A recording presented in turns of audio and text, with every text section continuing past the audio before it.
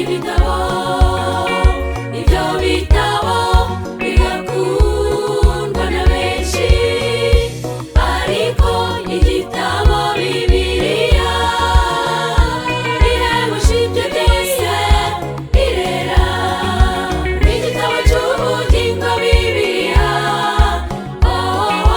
muri wowe niho nganirira nawe.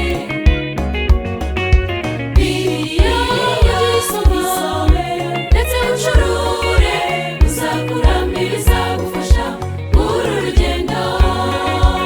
Igitabo cy'ubugingo Bibiliya, muri wowe niho nganirira nawe. Bibiliya uyisome ndetse ucurure, uzakuramira, izagufasha muri uru rugendo.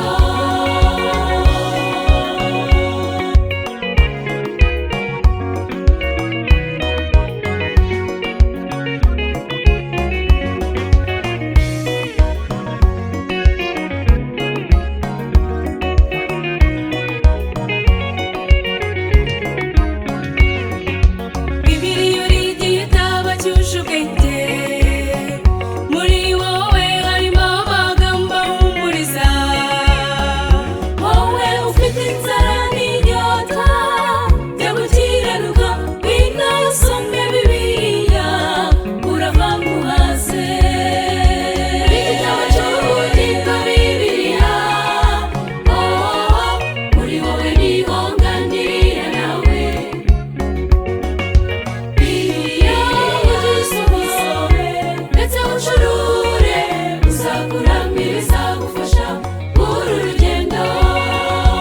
Igitabo cy'ubugingo Bibiliya, muri wowe niho nganirira nawe. Bibiliya uyisome ndetse ucurure, uzakuramira,